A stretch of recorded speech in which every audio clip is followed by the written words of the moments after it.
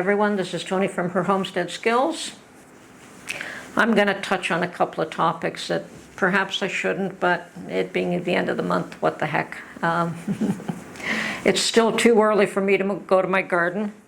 That'll take another week or so, I hear. The next 4 or 5 days there's going to be rain just about every day, so it's going to make it almost impossible for me to do anything there. But I suspect that the week after I can start going to the garden, cleaning it up, hopefully, and this soil should be moist enough that I can work it a little bit. It is very heavy clay, so when it's really moist, it really helps to be able to turn it. So looking forward to that. I think that getting the physical activity is probably one of the healthiest things I could do. I have not been getting enough of it, and I hate the gym. I hate going to the gym, so I don't do it. I've tried it a number of times. I know it's just not my cup of tea. I can do physical work all day long if I've got something physical to do, but just going to the gym to expend energy for the sake of expending energy, I find no joy in. Anyway, okay, there's a couple of topics that I do want to touch on this morning.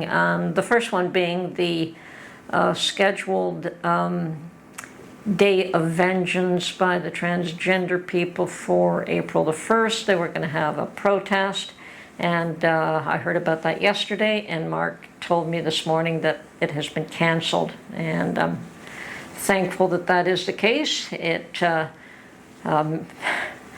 fact that they canceled it means that some cooler heads have prevailed. This is just not the right time for transgender people to shout about their rights and how they are mistreated, and considering the fact that one of their own has just killed 3 little babies and 3 adults. So it would have been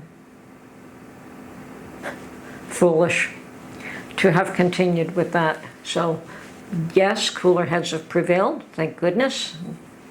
Doesn't happen often enough, but it appears as though it happened this time. So we can only be thankful and grateful that they decided to put that aside. Should they wish to continue their day of protest at some other time, more power to them. I feel that they have the right to protest if they want. It's just that the timing is just so wrong right now, just so wrong. It would be hurtful to everyone involved. There would be no gain for anyone. So, as I said, I'm thankful that cooler heads have prevailed and that has been canceled for the time being. The second topic I want to touch on is one that probably everyone has already heard everything about through one news organization or a YouTube channel, or anyone that has a platform to be able to say anything has probably already commented on the Trump indictment.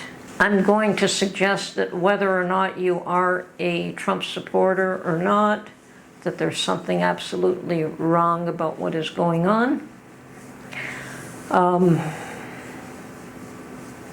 Okay. The issue, as I've heard it, is that there is no real crime that can be pinpointed as of yet. We've not heard of any real crime. We've heard that they've looked into this same set of circumstances twice before and determined that it was not a crime. We've also heard that this is the weakest of 4 lawsuits against the man, and that makes me wonder why they would go after this one, why he would go forward. Because, call me suspicious, I have a suspicious mind. Why, if they don't believe that they can succeed in prosecuting this indictment, are they going forward with it? There's something more to this than meets the eye. I think that I've heard every possible scenario. Yes, they want his face so that they can, on a mugshot. They want him handcuffed, so on and so forth. They want to pose or present him as a criminal. They may just want him to bow out. Don't think that's going to happen.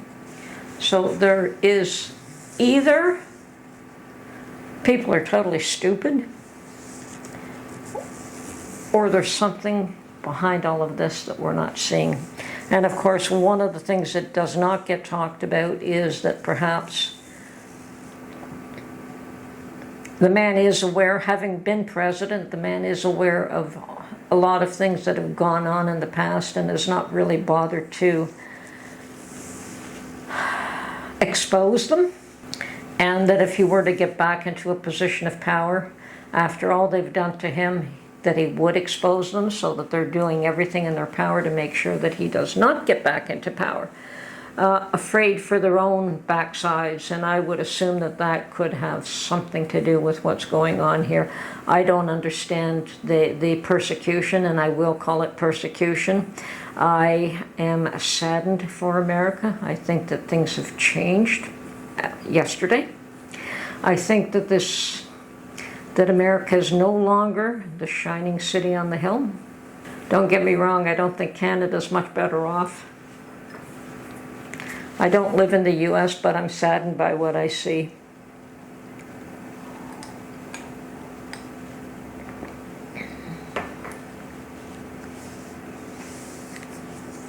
And I'm very saddened for a lot of Americans who are